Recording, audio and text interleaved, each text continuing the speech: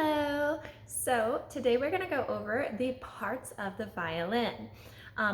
Now, I'll go over the violin body and the bow. I'll start with the violin. It's really important that you know all the parts of your instrument because throughout the year I might say, why is your hand here? It should be by the pegs. Or why are you touching the scroll, or chin on the chin rest, and where is this? I'll be giving directions, and you should want to know where all of these places are on your instrument so that you can fix what, do what I'm telling you. All right, so we are going to start at the top. This at the top is called the scroll.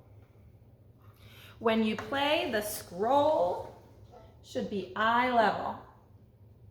Not pointed down, not up to the sky. The scroll is eye level. Now, going down a little bit more, you have these guys right here. You have 4 of them. They are tuning pegs. The string is wrapped around, each string is wrapped around. Mine are different colors. Yours may all be the same color. Okay, it's just string, it's just yarn. Different brands of string will have different colors around the string, okay? So, but these tuning pegs, they can wiggle forward and backwards, but I call them forbidden tuning pegs. You are not supposed to touch them. Parents, not supposed to touch them, okay? They adjust the sound of the string. So the strings are, on a violin, you have, starting with the lowest string, you have G, then D, A, and E.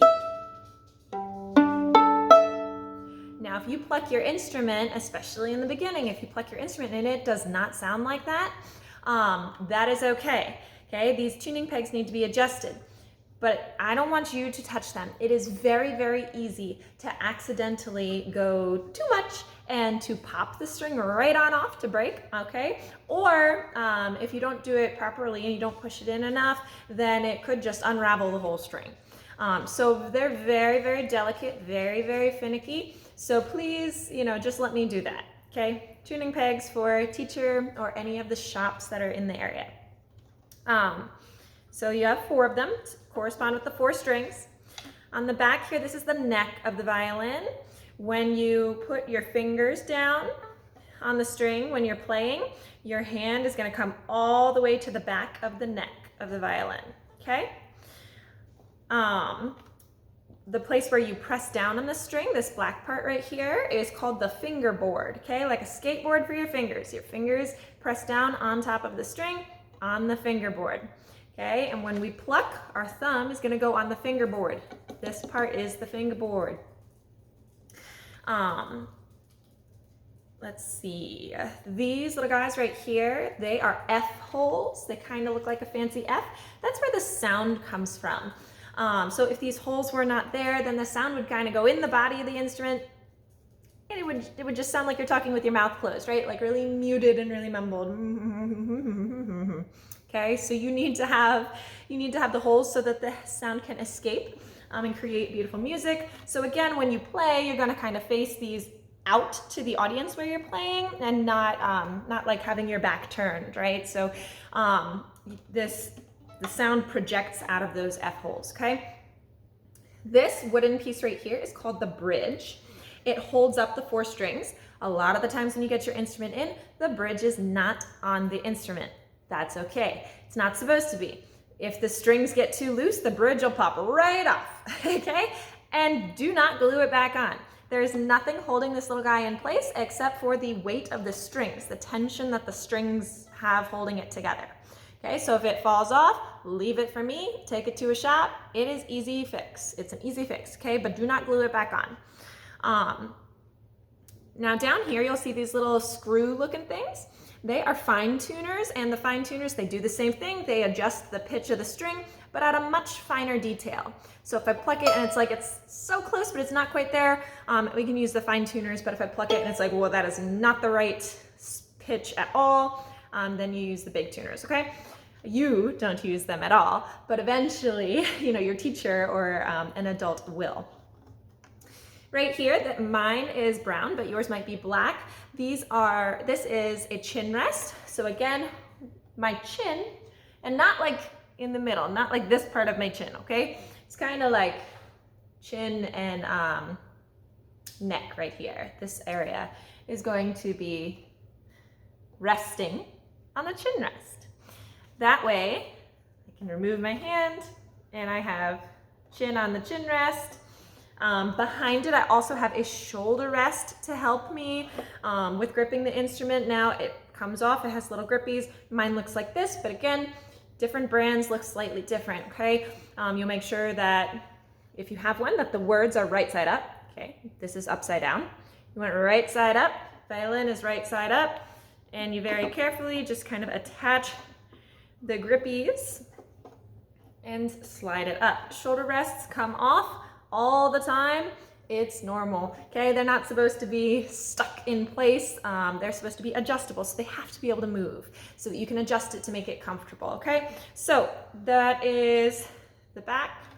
And again, this is just the body of the instrument, okay? There's a couple other important things, like there's an end pin, or an end button, sorry, it's a pin on a cello, but there's an end button. This holds everything into place. The little tailpiece is holding the strings, which is then going all the way up here. Okay, last year I had a whole bunch of these little end buttons that were coming out and causing a lot of problems. I don't know why, but that was a big problem last year. So the little end button kind of holds everything into place there. Your violin is very delicate, okay? It's made of wood. It's fragile. If you drop it, it might break. You're playing with fire every single time that you drop it. Every time you hold your instrument, you need to hold it with two hands. This is our rest position. My right arm drapes over, not over the strings, it drapes over the chin rest right here, and you can hold it with two hands. My left one is gonna come up to the shoulder of the violin. That's your rest position. Two hands on my instrument at all times, okay? Good, do not drop it.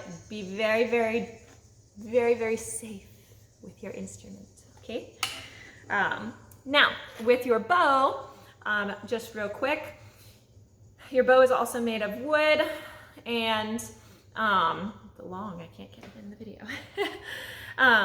It really only has three parts, okay? It has the stick, very creative, you know, this stick, the tip of the bow, and the bottom is going to be called the frog of the bow. You hold the bow at the frog of the bow, at the bottom of the bow. We'll talk about our bow hold in another video, but you hold the bow at the bottom, not in the middle, not at the tip of the bow. And then the hair is real horsehair, okay? I don't care if you got, you know, your instrument from Amazon, or you went to the shop, or you went wherever, you found it off of a seller, a bus driver that was selling a violin. I don't care. This is horsehair. Horsehair, real horsehair, okay? So what happens to our hair when we touch it and touch it all day long? It gets greasy and oily and yucky and dirty, okay? When we get yucky and dirty, we take a shower. Fixes our problem, right? If we get our horsehair yucky and dirty, we cannot put our bow underwater. We can't fix it, okay? So we do not touch the horsehair. You only touch the stick, the wooden part of the bow. And again, I'll show you why this is called the frog of the bow, because it kind of sounds like a frog. Okay, and then the tip of the bow. But these are the basic parts of your instrument, the ones that I really need you to memorize, to know where they are. If I say, hey, why aren't your fingers on the fingerboard? Or if I say, hey, tip of the bow, that means I want your bow at the tip of the bow, okay? Or frog of the bow at the bottom. So get used to the terms of what all of these are. They are all in your book, okay? It'll tell you, oop, I've got papers falling out. It'll tell you all of the parts of your instrument right there. So, oh, last thing about the bow, it does have a little knob on the bottom that'll turn to the right and it'll turn to the left. So righty-tighty, lefty-loosey. When you are gonna play your instrument, it tightens the hair and it loosens the hair. So when you're gonna play, you need to twist that knob to the right, and that'll make this gap wider, okay? So it'll make the bow hair tighter. And then when you're going to put your instrument away, you're supposed to loosen it. So you're going to twist to the left, and that brings the hair and the bow, the hair and the wood of the bow closer. So to kind of release that tension to when you put it away.